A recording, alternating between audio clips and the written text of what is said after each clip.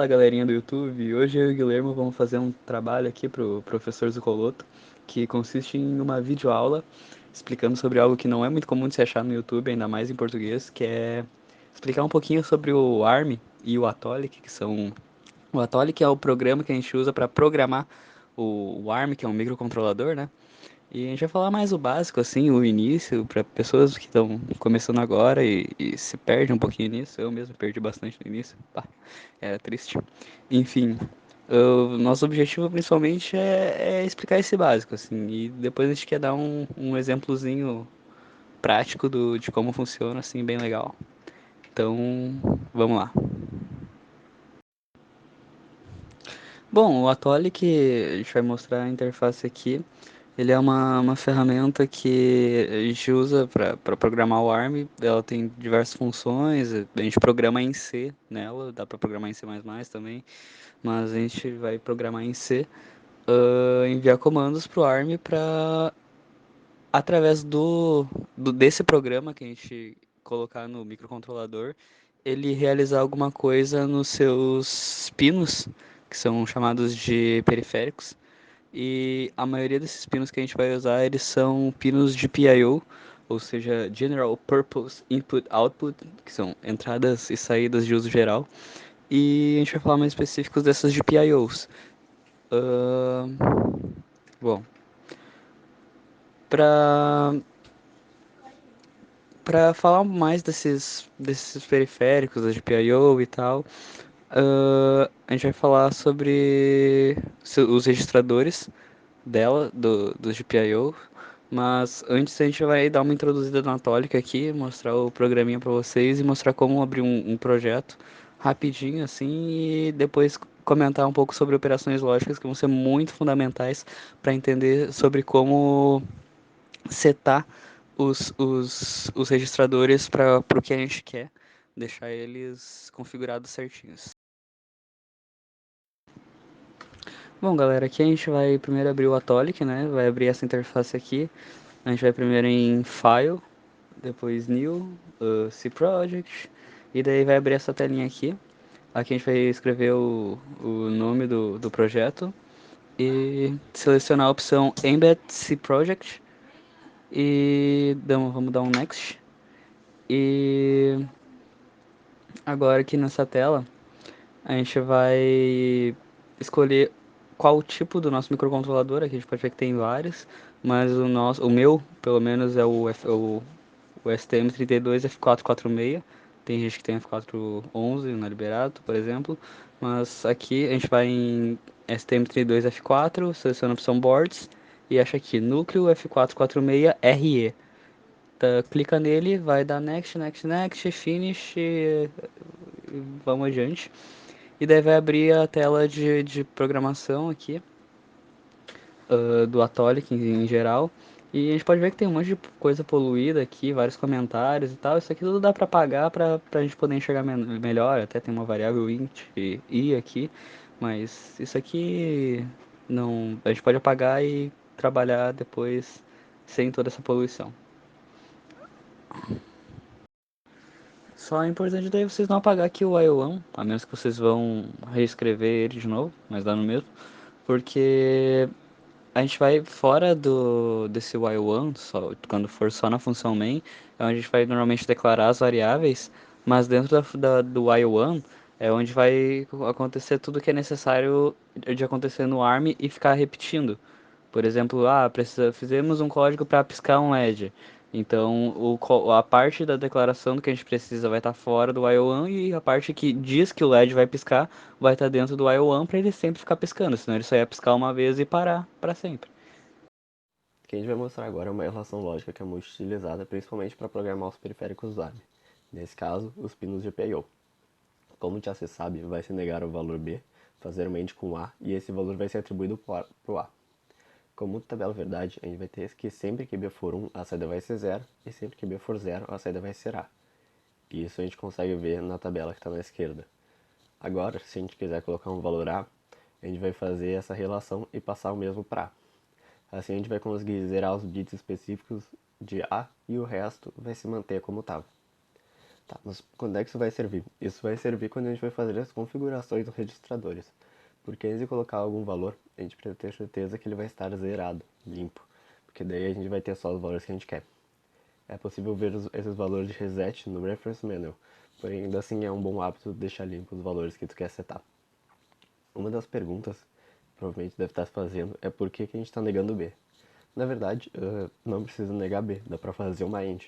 E quando ele for zero, ele vai zerar os bits. Só que o Atolic ele já tem os defines com valores 0, 1, 0 e 1. Então fica mais fácil tu pegar um valor já definido e negar. A lógica OR já é mais conhecida. Quando algum valor estiver em 1, a saída vai ser 1. Porém, a gente vai analisar com B, já que a gente quer a nossa saída como A. Quando B for 0, a saída vai se manter com o valor de entrada de A. E quando B for 1, o valor da saída vai ser B. Ou seja, a gente consegue usar isso para habilitar bits no registrador. Essa é uma relação que vai ser muito utilizada e ela é bem simples. Ela pode até não parecer muito útil nesse momento, mas se a gente conseguir, a gente pode juntar ela com o end negado e ela vai fazer ainda mais sentido. Agora a função vai fazer um pouco mais sentido. Então o que a gente está fazendo? A gente está trabalhando com valores desconhecidos, que são os riscos, eles querem dizer qualquer valor, né? E normalmente a gente encontra isso em datasheet como x, alguma coisa do tipo. A gente está supondo que aquilo é um registrador que a gente não sabe os valores que tem nele. Bom, nesse exemplo a gente está querendo escrever 0 no sexto bit e 1 no quinto bit. E o resto a gente não quer mexer, o que é algo que a gente vai fazer muitas vezes. O primeiro passo para escrever o 01, a gente vai zerar os bits que a gente quer escrever. Por causa disso a gente está utilizando a end negada. Dessa forma a gente vai ter 00 no sexto e no quinto bit. E o resto a gente não vai ter mexido. Depois do 00, a gente pode usar a relação com ou igual e escrever o valor que queremos. No caso 01 no quinto e sexto bit. Dessa forma, a gente conseguiu configurar o periférico. Agora a gente vai ter a função shore para bit a bit. Diferente das outras que a gente estava vendo, ela não vai servir para colocar um valor, sim para mudar ele. A shore, quando tem valores iguais a 0, e sempre tem valor diferente a 1. Mas já que a gente está querendo ver com B, o que a gente tem? Sempre que B for 0, a saída vai ser A, e quando B for 1, a saída vai ser A negada. Ou seja, se colocarmos A como saída, a gente vai conseguir mudar só os bits que a gente quer sem saber o valor. Isso é hoje quando a gente quer piscar um LED, por exemplo. Porque quando estiver ligado, a gente vai querer desligar, e quando estiver desligado, a gente vai querer ligar. Dessa forma, a gente vai conseguir manter todos os valores iguais e mudar para um valor que a gente não sabe, mas a gente tem certeza que a gente está mudando. Bom, agora que a gente já entendeu um pouco sobre a lógica que a gente precisa saber para usar o Atolic, a gente vai falar sobre os registradores que a gente precisa ter uma breve noção para configurar as GPIO conforme a gente quer. A gente não vai falar sobre o OType e o OSPDR. Eles dá pra ver no Reference Manual depois, se vocês quiserem, mas aí o nosso foco são os outros que é o que a gente vai usar agora para saber o básico, mas normalmente a gente não usa esses dois registradores, mas vale a pena dar uma olhada depois.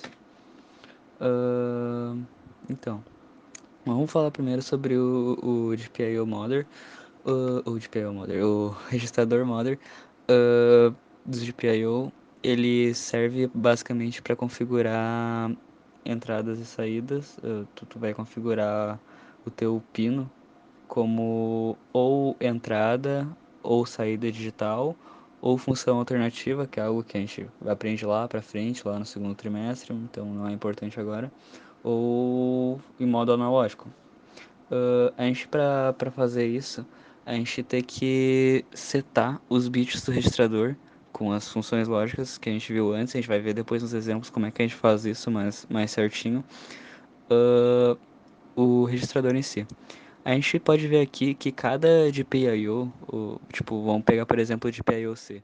O PC0 é esse ponto aqui e a gente vê que ele tem 2 bits, porque para setar a gente seta 2 bits, não só um, 2, porque a gente tem 4 modos que a gente pode botar no registrador de modo. E pra gente setar com uma entrada digital, a gente vai ver nessa tabelinha aqui, ó. A gente vê que para setar como entrada, a gente coloca 00. Então a gente tem que definir esses 2 bits aqui do registrador como 00. Esses aqui são os 2 primeiros bits do registrador, daí vai indo assim, como se fosse um binário isso aqui. A gente tem 0, o bit 0, 1, 2, 3, 4 e a gente vai setando conforme a gente quer, com as funçõezinhas para facilitar. As entradas digitais, a gente vai trabalhar agora mais com entradas e saídas digitais, então função alternativa e modo analógico, então a gente nem entra nesse ano. Quer dizer, a gente entra em função alternativa, mas mais para o futuro. Mas, em geral, a saída é a saída de tensão e de corrente e tal, que é o que vai, por exemplo, fazer um LED ligar ou alimentar alguma coisa, a gente vai configurar para sair do ARM e a entrada para entrar no ARM, ou seja, tipo, a gente vai configurar um botão que quando eu aperto o botão acontece tal coisa, então o botão vai estar conectado em uma entrada, porque vai entrar uma corrente no ARM que vai dar um sinal para ele que vai dizer que tal coisa tem que acontecer. Então é basicamente isso que a gente tem para ver do registrador de modo, o modder. A gente agora vai para o PU-PDR, que seria o de PU, Port, Pull Up, Pull Down Register, que é a gente vai configurar Pull Up e Pull Down. Isso serve para a gente configurar Pull Up, Pull Down em botões para entradas digitais, por exemplo. Uh, e ela funciona também que nem o registrador de modo. Ela funciona com 2 bits para cada porta. 00 a gente vai deixar sem pull up e pull down, que seria para saída, por exemplo. Mas 01 seria pull up e 10 pull down. O 1 que é reservado a gente não vai comentar agora. E Uh, nessa imagem aqui, para quem não entende muito pull up, pull down, dá para ter uma boa noção. A gente pode dizer que um pull up seria um, um botão que está normalmente fechado, ou seja, tem uma alimentação que está sempre alimentando o ARM. Quando tu aperta do botão, ela deixa de alimentar o ARM, então ele para de ter essa alimentação. E isso pull up. E daí o pull down ele vai estar sempre aberto, ou seja, normalmente aberto, e quando tu aperta o botão, ele vai alimentar o ARM. A gente vê aqui que o resistor está em paralelo com o ARM, no outro ele está em série com o ARM e tem uma saída do botão para o GNT, então ele para de alimentar o ARM no pull-up. Essa é a diferença de pull-up e pull-down, que é importante de saber, e a gente tem que configurar isso para conectar algum botão no ARM. É importante. Agora eu falei basicamente de dois registradores que a gente usa na declaração das variáveis lá dentro da função main, mas os próximos registradores que eu vou falar, o ODR e o IDR, eles são dois registradores que a gente usa para chamar as entradas e saídas dentro da função IO, por exemplo, quando a gente quer dizer que a gente quer que algo aconteça com elas. Diferentemente dos outros dois registradores, o ODR e o IDR, o Output Data Register e o Input Data Register, a gente seta eles só com um bit, porque a gente só vai dizer se a gente está usando esse, essa porta do registrador ou não. A gente pode ver ali que na parte ali na porta 0, 1, 2, 3, 4, são tudo bits que são tipo, a porta 0 é o PC0, o bit 0 é o PC0, o bit 1 é o PC1. Isso podia ser PB ou PA, enfim. Bit 0, bit 1, bit 2, bit 3, tudo a gente vai dizer que quando a gente quiser chamar um PC, por exemplo, um PC2, a gente vai setar o bit o bit 1, no caso, como 1 dentro da função. Então, é a mesma coisa para o output e para o input, a única diferença é que a gente vai usar input ou output, ou i, no código. Então, é basicamente isso.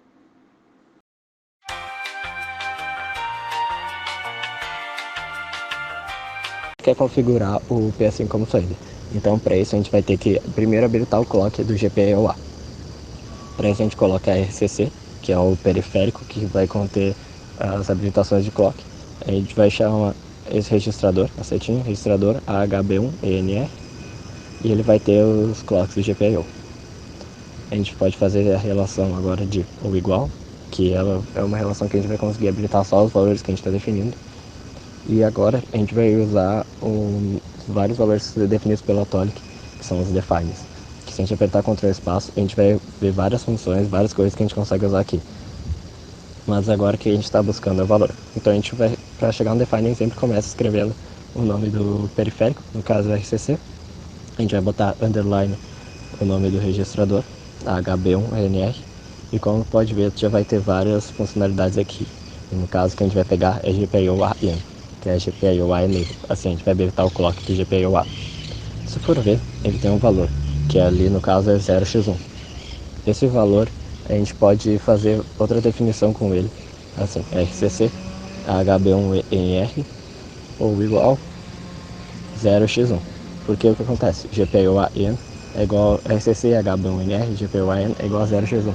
Então a gente vai ter a mesma coisa com os dois valores. Primeiro passo, a gente vai chamar o periférico, o GPIO-A, que é o que a gente vai utilizar. A gente coloca certo para indicar que é o registrador. E agora a gente vai utilizar o modem, que é o que vai configurar a função de cada pino. Agora a gente vai utilizar a mesma relação que a gente viu antes, end igual ao negado, que é aquela relação que ela vai limpar os 2 bits que a gente quer utilizar. E a partir daí a gente já puxa o define, GPIO, que é o nome do periférico, underline, modder, que é o registrador, e dá para dar Ctrl espaço, e ele já coloca o modder direto. A partir daí é só a gente pegar o modder 5, que é o que a gente está procurando, que está aqui. Nesse caso, se for ver, ele tem um valor de 1, que é aquilo lá que a gente já tinha comentado antes. Então a partir daí ele vai conseguir zerar aquele lá. Agora a gente está zerando, então a gente tem que habilitar. O que a gente vai fazer? Mesma coisa, GPIO-A, modder ou igual. Assim a gente vai conseguir colocar o valor que a gente quer, que no caso é 0,1 para a saída.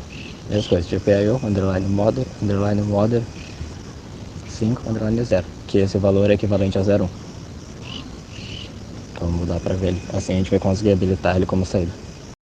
No geral era isso que a gente estava querendo passar de conteúdo. A gente quis trazer os pontos que tem muita gente da turma com dificuldade de entender durante o ano, ou ainda tem, não entendeu ainda, que é como por exemplo a lógica da configuração dos periféricos, as funções do Atoli que muita gente acaba não usando. E para isso a gente resolveu falar junto com o GPU, né?